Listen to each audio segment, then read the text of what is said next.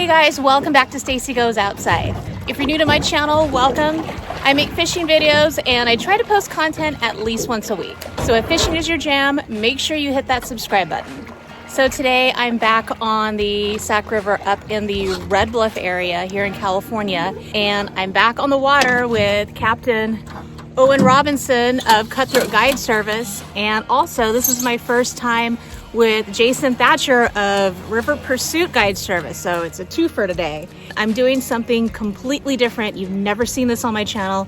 I'm actually fly fishing. I don't know what I'm doing. You're gonna have to teach me everything. I don't even understand like how to use the reels, what we're using for bait. We're in a drift boat for the first time, and yes, he is going to be rowing for, what did you say, 14 miles today? We're about 14 miles today. Oh my God, what a workout. Today we're going to be fishing for a combination of wild rainbow trout and a mixture of hatchery and wild steelhead. This week we've been catching a mixture of both. Awesome. Predominantly wild trout with a few steelhead mixed in, if you bring your A game.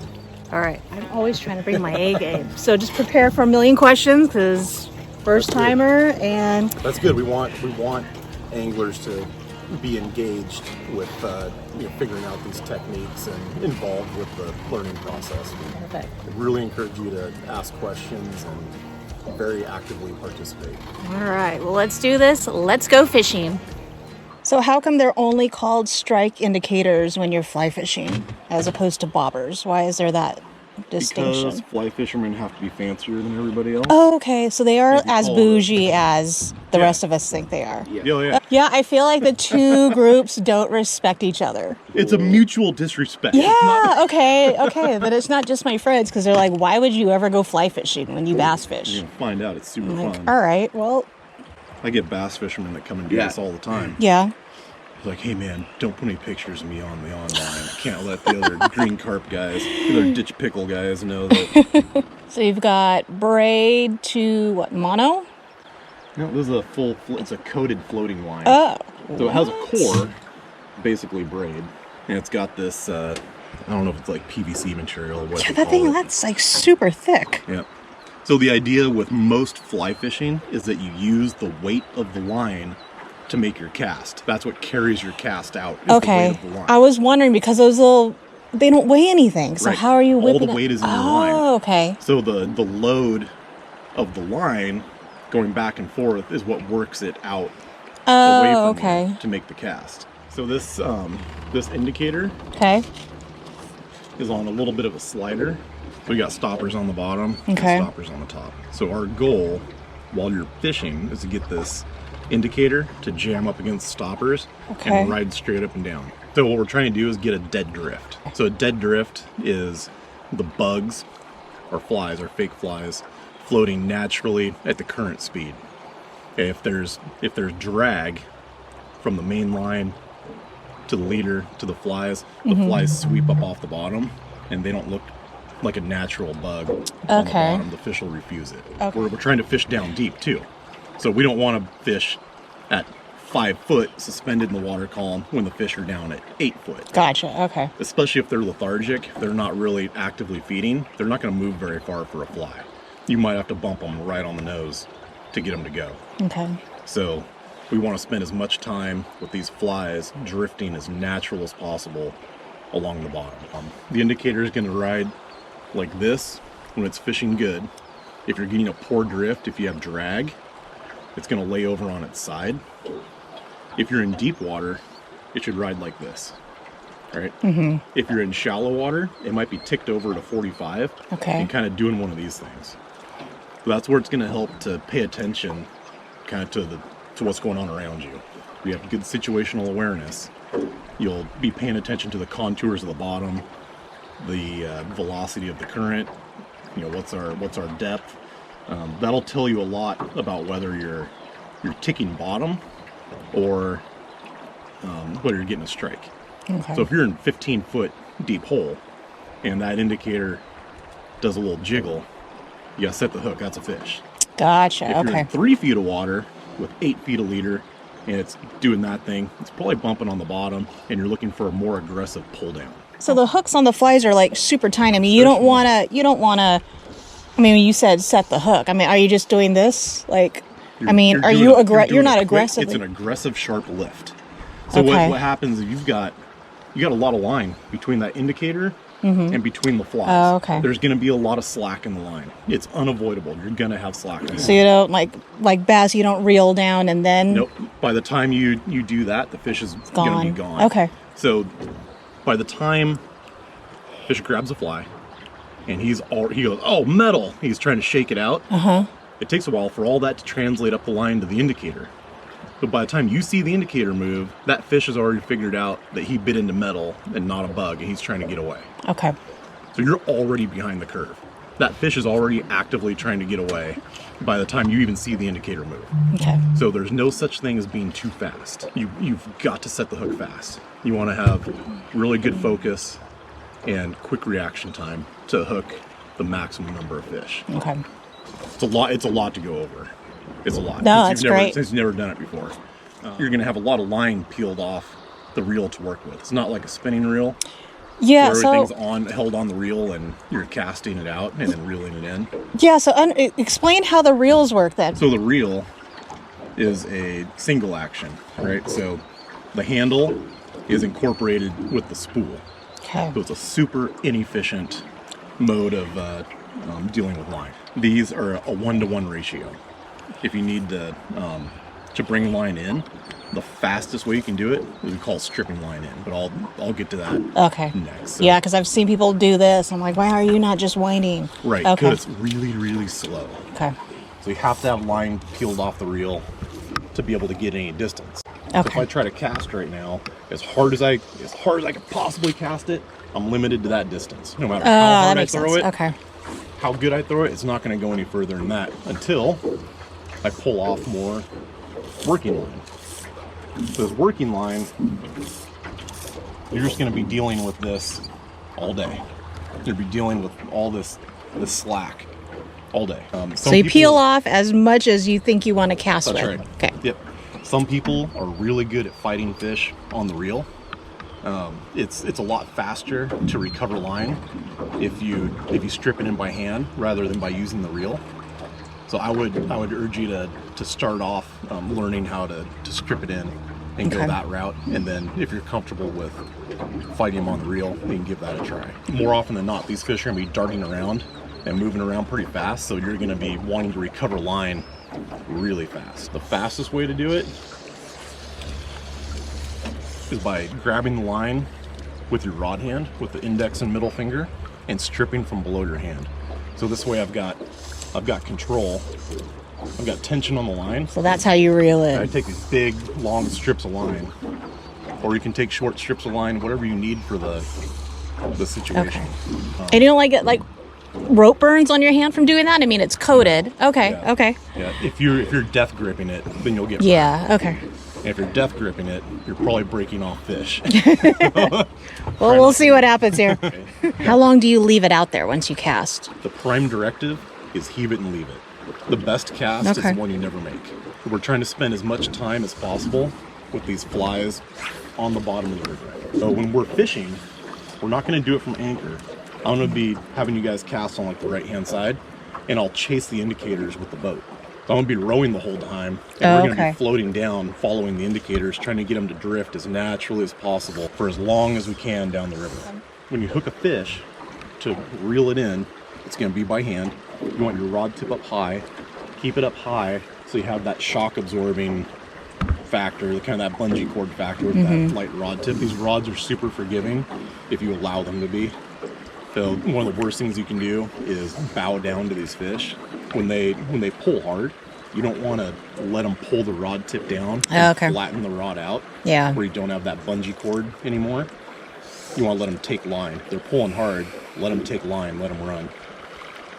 If you bow down to the fish, it eliminates that bend in the rod. And it's kind of like if you were snagged, you point the rod tip at it and pull it back. Right. You don't want to do that to a fish. Right. That's essentially what you're doing. Okay. If you bow down to these. The casting is going to be like nothing you've ever done before. So if we're fishing on the right-hand side, you're going to start kind of facing your target. And I bring it up overhead, let the line load on the water, and then shoot it out. Oh, so you do touch the water first? Every time. Okay. Every time. So every time you go back and forth, hit the water. I don't like where that landed. I let it hit the water, picked it up. I like that, so I'm going to leave it. So now we're drifting. Okay. So we're watching that indicator. If I don't do anything with the line, see how it just spins out in the current? Yep. There's a ton of drag and it's not going to look very natural. So we're going to have to do what's called mending the line, M-E-N-D-I-N-G. Okay. So mending is basically is making a compensation for the differences in current speed. In a river like this, we've got slower water on the bottom and faster water on the top in general. And you're going to have that slower water, that slower drift along the bottom is going to be amplified even more with weighted flies and additional weight slowing your drift down. If we cast it out here and don't really do anything, it's not going to drift naturally. The indicator and the fly line are going to speed up and it's not going to make a natural drift. So what we need to do is kind of slow it down and introduce some slack into it. So what we do is called mending. Mending is making a loop of line that goes upstream or downstream. It can be one or the other. So it's a lift of the rod tip and you kind of roll your wrist over it. You can almost say it's like a jump rope. Oh, gotcha. Sort of movement. Yeah. There's a lot of different mends you can do, but again, the cast is going to be separate your hands. You're going to lift the rod overhead, and you're going to make a hard stop at eye level. Okay, it's always overhead, never in front of you, sidearming it. That'll create tangles. So overhead, stop. That hard stop with the rod is where the transfer of energy happens from the rod to the line. That's what carries the line out away from you. The harder you stop it, the easier it is for the line to carry out. So it's a hard stop at eye level, let it pause, and then when you go forward to stop it again, right there, I let the line go. Okay. So the hook set is going to be a sharp lift. Oh, okay. I can hear it when it's a good one. You're going to hear me say, strip, strip, strip. A lot of times the fish run towards us. Oh, you got to catch up with them. Strip, catch up. And now the rod's loaded up. And you're pulling hard, be ready to let them take line out. Because a lot of times those fish, you hook them, they're kind of like, ow, ow, ow, ow, ow, coming back towards us. And as soon as it's real tight, they go, oh, I'm out. And they go squirting off. And that's where they break most people off. Okay, so you want to take as much line back as possible until what point? You're going to feel the load in the rod. And then yeah, okay. You'll feel the rod come tight. Oh, okay. And then at what point? What do you do? Well, you're going to get in that tug of war. So the fish is going to go squirting off and pull really hard. Mm-hmm. Or you're going to keep stripping them in, bringing them to the boat. So for this spot, I would tell you to cast on the right. So okay. What do you need to do to get the line out there? So I need to take line out first of all. There you go. Okay, so to make your cast, you're going to separate your hands. So you have one for the line, one for the rod, right? Yep. Now you're going to bring the rod overhead, but over your chest across the front of the boat. Nope. Back again. Back to the right. Back again. Keep your elbow in tight. Go back. Elbow in, back. Back. Just get a feel for that casting motion. Yep. Back. Don't let any more line out. Good. Back. Now leave it. Okay, now try doing a mend. It's that jump rope movement. Get that loop of line. Nice. Try it again. That's a little too aggressive. Oh. More finesse. Okay. There we go. Okay. So look at your hands right now. If your hands are separated, Uh-huh. you're going to have a really hard time setting the hook if your hands are separated. Oh, so when I'm mending, I do it with that. Yep. The only time you're separating your hands is to cast. So you want to lift the rod tip up. Now you're at the surface, so now you can flop it to the left. Not so sidearm. Just overhead. And don't pause very long. You don't want to let those flies sink. You just want to let it load on the water and go back. Perfect. Perfect casting motion going that way. Good. Very good. Back again. A little more aggressive. Throw it a little harder. Yep. Back again. leave it, and mend it. So mend that downstream. There you go. Go strip that in, make another cast. Oh! Oh! I had one! Oh my god! That fish clobbered. Oh, dang it. God! Oh my god. Oh! Just swinging out there all willy-nilly. Now I'm excited. Well, I mean, I was excited before, but... What do you think about trying to jump in and catch a fish? Yeah, let's do it. Doing. Remember your training. That's good. Yeah, just let some line out as you make your first mend. Perfect. Very good. Okay, now re-grip the line with your rod hand. Pull off a little bit more working line. There, set. What? You had a fish. I didn't feel anything. So you missed it. And you're not feeling it. Oh, god dang it. And recast it. Good. That's good right there. Let some line out as you mend.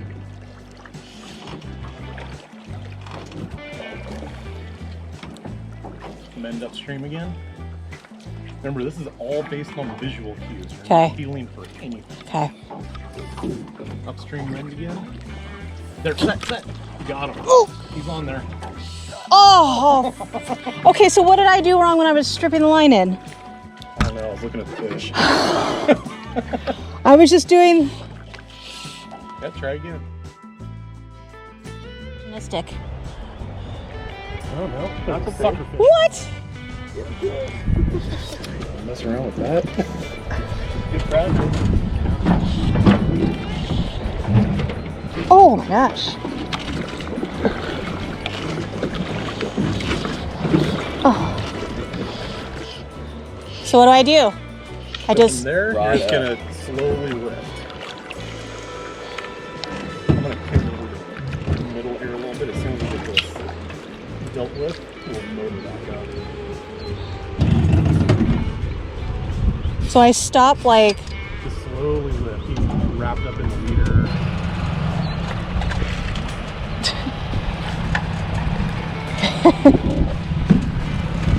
First fish on the fly, not what we're targeting, but I'll show you what we got.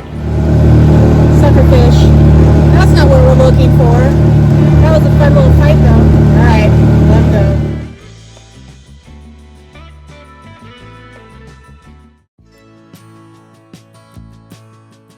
go. Check that thing out.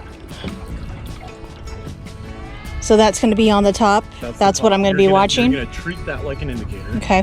Okay, the fish might hit that. Oh. And they also might hit these wet flies that are sunk underneath.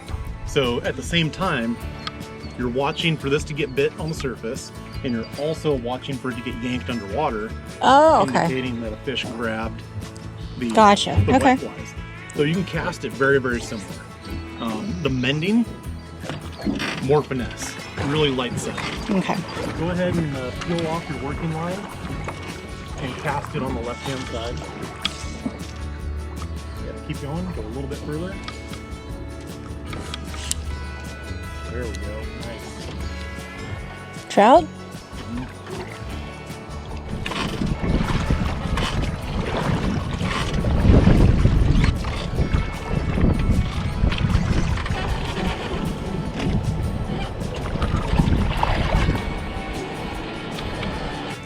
Nice.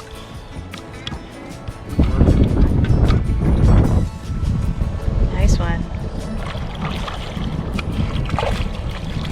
We are releasing everything today, right? Awesome. Yep.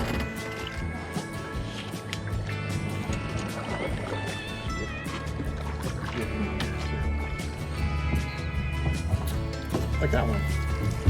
Or let him run, let him run, let him run, let him run.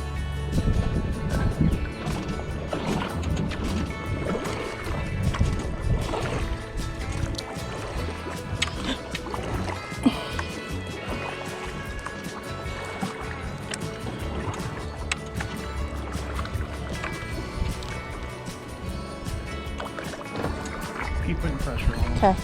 You're maxed out.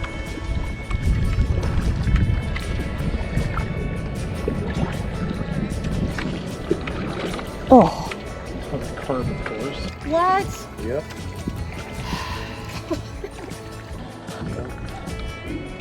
extend your arm out like this and you'll have more reach.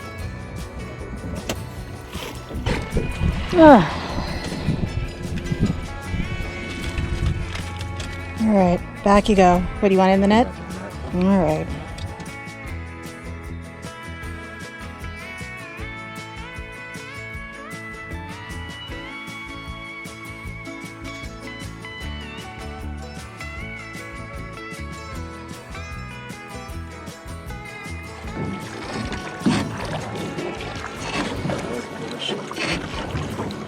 On mine? Yep. There. Oh.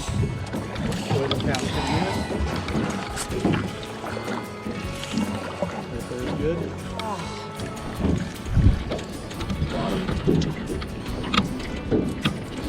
Rainbows. You're hogging all the rainbows, Owen.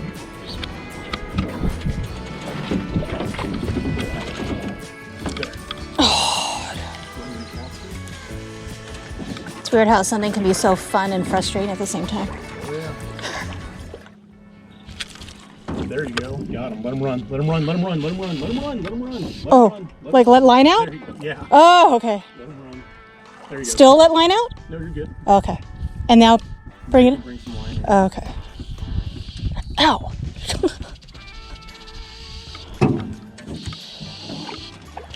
Let him run. There you go. Tip up.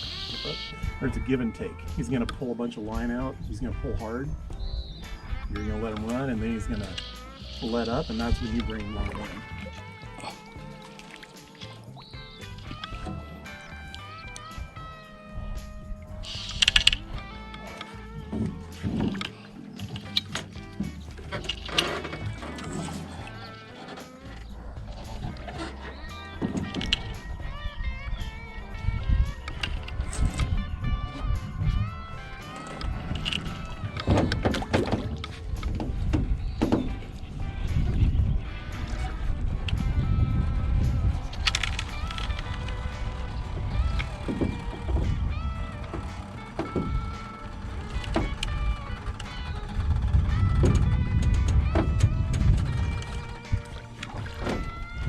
It's not a sucker fish, guys.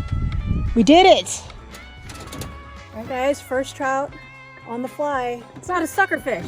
Finally. Thank you. Thank God. It all comes together eventually. Yeah, so we're gonna let this one go. Oh, so gentle. I love it. Finally got my trout, guys.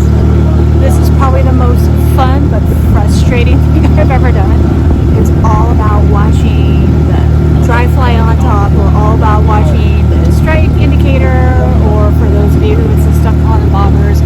Bobbers, gotta really pay attention. A couple of times I was friggin' adjusting my hat and I missed potential fish probably. So completely different type of fishing. I really like it. I will do it again. We're gonna go through this area again and maybe take a lunch break soon. It's quite hot out here. I think I'm on my third Gatorade, but yeah, wouldn't want to be anywhere else right now because we're having a lot of fun. Let me get out in the current a little bit. Ooh, look at that. I had it sitting on the water. Oh, Well, I was putting multiple of my working line out. doesn't even try any hooks because he's wearing zero cameras. Yeah, No exactly. pressure. No pressure. About ready?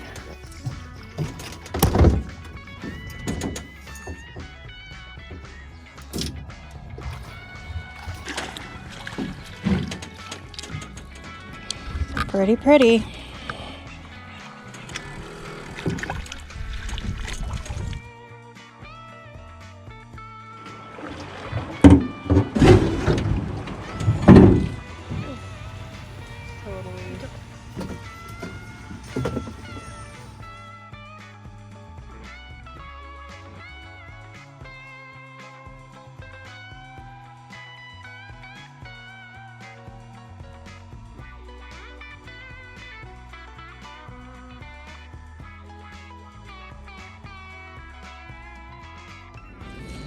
It'd be nice to know which one they're eating there, Owen.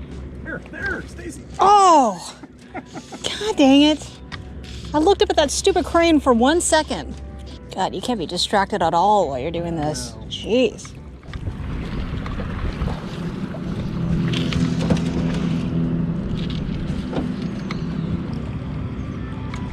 There. Got him.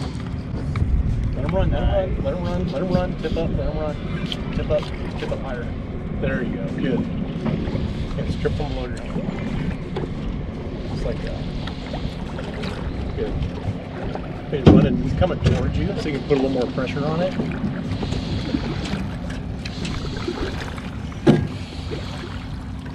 More pressure on it. Whoa.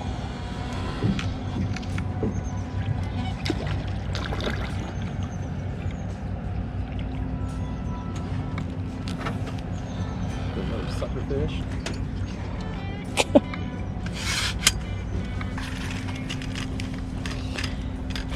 I'm getting real good at this whole sucker fishing thing.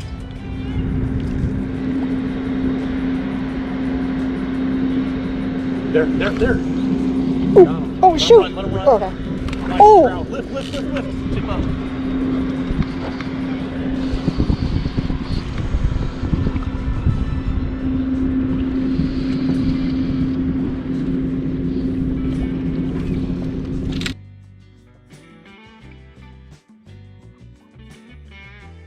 Oh.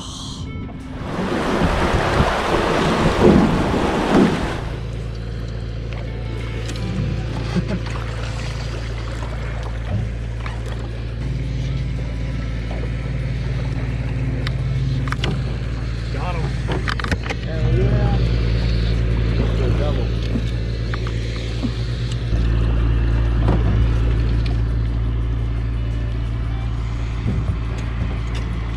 Extend your arm out and lift.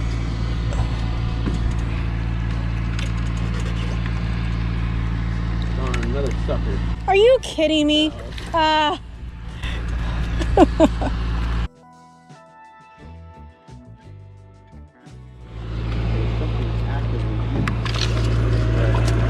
going.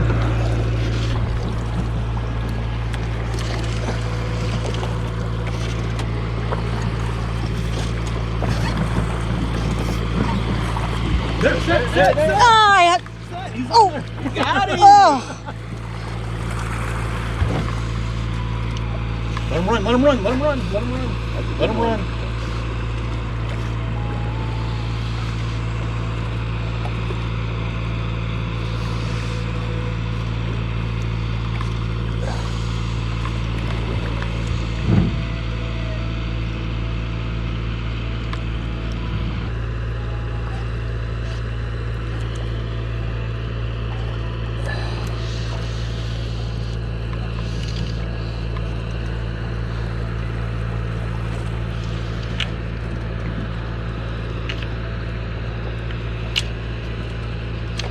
Oh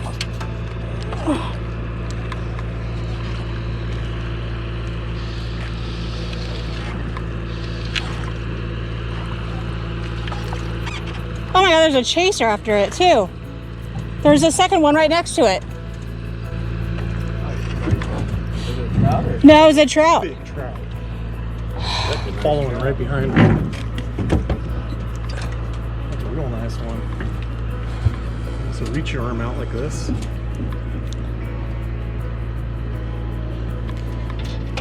you can put a little more pressure on it. Reach out this way. There you go. Keep lifting.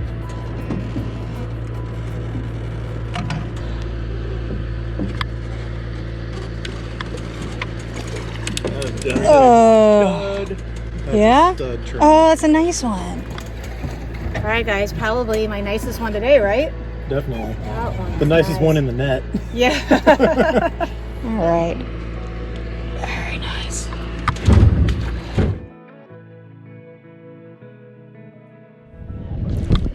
There, got him.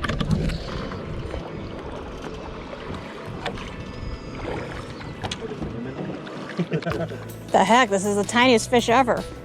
Doesn't even feel like anything. What the? Oh my God. What the heck is that? Trout. What?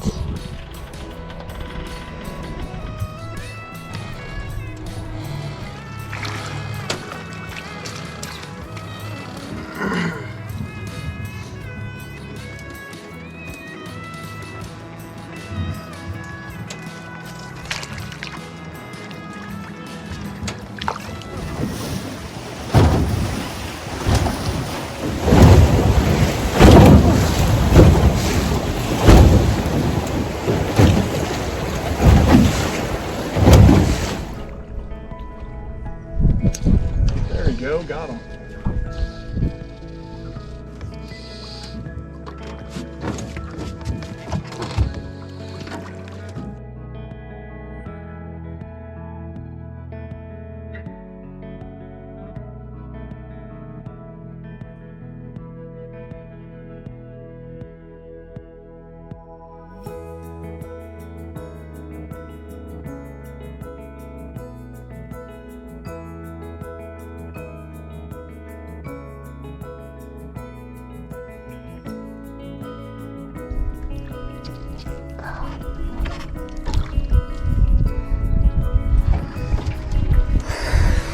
Come on.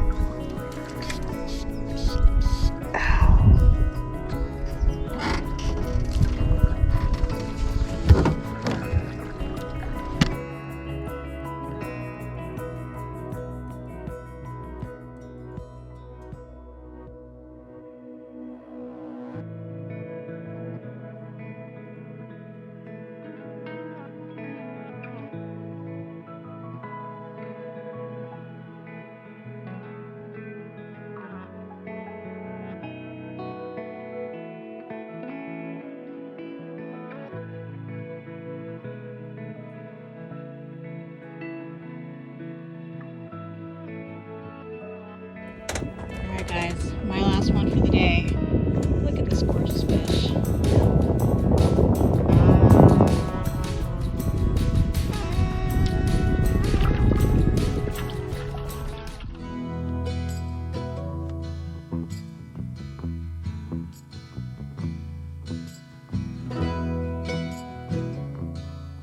Okay, so we're back at the launch. It was a long, hot day on the Sacramento River.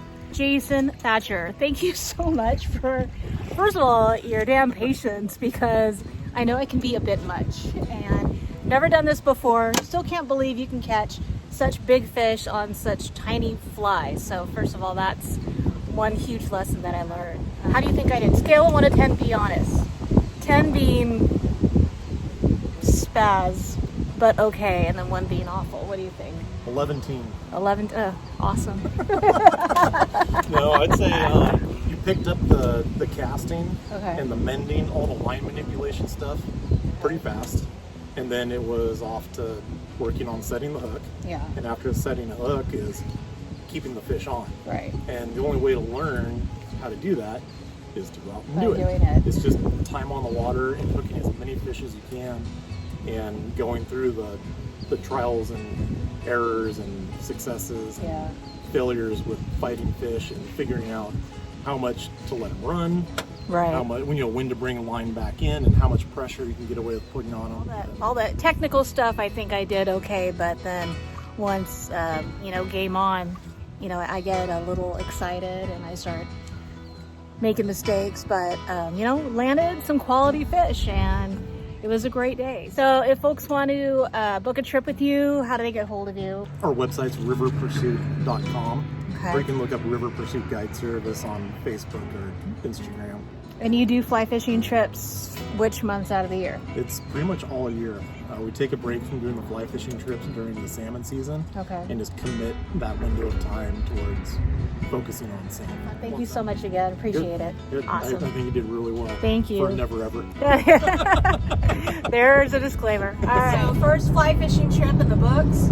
Apparently this year is all about first for me. My tuna trip, which was my first long range trip, and then fly fishing, which is something completely different and unique. And I want you to comment below if you're, I don't know if you would call it a traditional angler or conventional angler, spinning reels and bait casters. And if you've tried fly fishing, I want to know your thoughts, because this was completely different from what I had even imagined fly fishing to be. It takes a lot of focus, and for me it was physically intensive as far as like my hands. I've got like slight carpal tunnel, and by the end of the day I was just like done. And luckily I caught a really nice one at the end of the day, and that was just icing on the cake.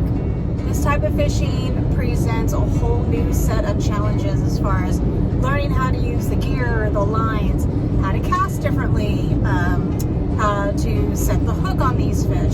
So super, super grateful to Captain Jason for, again, being so patient with me. If you're enjoying these videos, make sure you do all that stuff that I ask you every time. Hit the thumbs up, make sure you subscribe, hit the bell so you get notifications whenever I come out with new videos. Hit me up on Instagram and Facebook, and who knows, maybe the next time I'm out on the Sac River, I'll see you outside.